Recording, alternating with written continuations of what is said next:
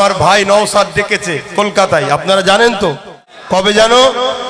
হ্যাঁ, 21শে জানুয়ারি। ওকে আমি সাপোর্টও করি, ওকে পিয়ার করি, ওকে সহযোগিতা করি, সর্বদিক তোর পাশে দাঁড়িয়েছি আমি। 21শে জানুয়ারি, আজকে কতই জানুয়ারি? 19শে জানুয়ারি। তা আপনারা সব যাচ্ছেন নাকি? কেন আমার ছোট ভাই, আল্লাহ ওকেও কামিয়াবি করুক, বলুন আল্লাহুম্মা আমিন। কি গো, বড় ভাই হিসেবে চাইবো না চাইবো না? ওকে আমি সাপোর্টও করি, ওকে পিয়ার করি, ওকে সহযোগিতা করি, সর্বদিক তোর পাশে দাঁড়িয়েছি আমি। এটা বড় ভাই হিসেবে কর্তব্য আছে না নাই? আমি এটা কর্তব্য পালন করছি, আর আমিও মনে করি আমাদের দরকার আছে। সারা পশ্চিমবঙ্গে আপনারা অবগত যে আমাদের সমাবেশ শহীদ মিনার ময়দানে অধিকার সমাবেশ, সেই অধিকার সমাবেশে অধিকারের বার্তা দেওয়ার জন্যেই সারা পশ্চিমবঙ্গের আপামর জনসাধারণের উদ্দেশ্যে আমাদের বার্তা যে আপনারা আসুন, পশ্চিমবঙ্গের বর্তমান রাজনীতিতে যে মূল ইস্যু, সেই সমস্ত ইস্যুকে সামনে রেখেই আমাদের এই সমাবেশ। আমাদের প্রধান বক্তা, অতিথি এবং সর্বোপরি আমাদের পার্টির চেয়ারম্যান তথা ভাঙড়ের বিধায়ক, একমাত্র প্রকৃত বিধায়ক যেটাকে আমরা বলি, নওশাদ সিদ্দিকী মহাশয়, তিনি তার সম্পূর্ণ রাজনৈতিক যে আইডিওলজি এবং বর্তমান যে পরিস্থিতি, তার নিরিখে আমাদের বর্তমান পরিস্থিতিতে দাঁড়িয়ে কী করা উচিত সমস্ত বিষয় নিয়ে আলোচনা রাখবেন। এবং সর্বোপরি এই বার্তা দিতে চাইব রাজ্য সরকারকে এখান থেকে এবং কেন্দ্র সরকারকে এখান থেকে, যে অধিকার সমাবেশ মূলত মানুষের অধিকারের কথাই আলোচিত হবে। তাই অধিকার পেতে সকলে সমবেতভাবে দলে দলে সমস্ত বাধা বিপত্তিকে অতিক্রম করে আসুন, পায়ে পা মেলাই, মাথায় কাঁধে কাঁধ রেখে লড়াইটা করি অধিকার চেয়ে।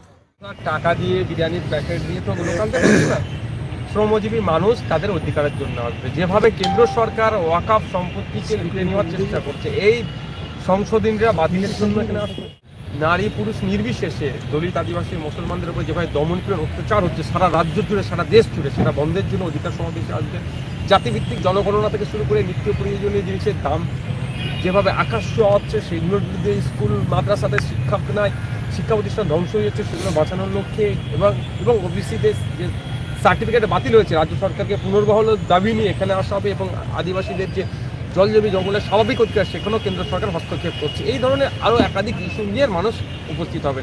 তো আশা করছি মানুষ এখানে কাতারে কাতারে মানুষ আসবে, রাজ্যের বিভিন্ন প্রান্ত থেকে মানুষ আসবে। আর যে কথা বলছেন 2023 সালে যে ভুলটা রাজ্য সরকার যে দল দ্বারা পরিচালিত তারা আর করবে না, তারা করলে যে খেসারা 2026-এ খেলা দিয়ে উঠতে পারবে না। আর এবছরেও আমি আপনাদের বলে রাখি, আপনারা ভাববেন হয়তো 2024-এ মামলা করেছিল, অবশেষে আমাদেরকে ইন্দোরে পেয়েছিলাম। তো এবছর আমাদের সাথে রাজ্য সরকার আইনি দিক থেকে লড়াই করার চেষ্টা করছে। এই জায়গার পারমিশন আমাদের কাছে, এটা আর্মির জায়গা, নো অবজেকশন দিয়ে দিয়েছে, এনওসি দিয়েছে আর্মি। এবার আমাদের কাজের জন্য শুরু হয়েছে, এবারও আমাদেরকে ডিস্টার্ব করা হচ্ছে, আমরাও মামলা করে দিয়েছি। এই মাটি আমরা সব কাগজপত্র আমাদের রেডি আছে। 21শে জানুয়ারি বেলা 12টা থেকে, অর্থাৎ মঙ্গলবারে আমরা সমাবেশ করছি। রাজ্যের বিভিন্ন জেলা থেকে, রাজ্যের বিভিন্ন প্রান্ত থেকে লোক 12টার মধ্যে দেখবেন মাঠে এসে বলতে যাবে ভালোবাসা নেবো আর ভালোবাসা নেবো, এটাতেই পেট ভরে যাবে আমার ভালোবাসার মানুষদের। হ্যাঁ, যবে যারা আসছে নিজের দায়িত্ব নিয়ে তারা নিজের মতো খাবার নিয়ে আসবে বা প্যাকেট করে নিয়ে আসবে বা এখানে খেয়ে নেবে। আমাদের পক্ষ থেকে কোনোভাবে প্রোভাইড করা হচ্ছে না। প্রোভাইড করতে গেলে ভাই টাকা লাগবে, সেই টাকাই আমাদের না। কদিন আগে দেখেছিলেন ছত্তিশগড়ে একটা দলিতকে পোস্টে বেঁধে পিটিয়ে মেরে দিয়েছে। উত্তরপ্রদেশে আমরা কি দেখলাম, সাম্বালে তো মুসলমানকে গুলি করে মারলো রাগযোগী পুলিশ, এর নামে সার্ভের নাম কেন্দ্র করে। আর কি দেখলাম, একজন দলিত ভাই বাইক চালিয়ে ওভারটেক করে চলে গিয়েছে একজন উচ্চবর্ণকে, বা যা কাউকে ওভারটেক করে গেছে। সেই দলিত ভাইটার উপরে কি আক্রমণ চালানো? এই তার অধিকার সে পাচ্ছে না, সে অধিকার প্রতিষ্ঠার জন্য, জাতিভিত্তিক জনগণনার জন্য বলছি। অত ভালোবাসে বিজেপি হিন্দুদেরকে, তৃণমূল মুসলমানদেরকে খুব ভালোবাসে বলছে না, এরা বিজেপি হিন্দুকে ভালোবাসে না, বিজেপি তৃণমূল মুসলমানকে ভালোবাসে, কেউ ভালোবাসে না, শুধু টাকাকে এরা ভালোবাসে।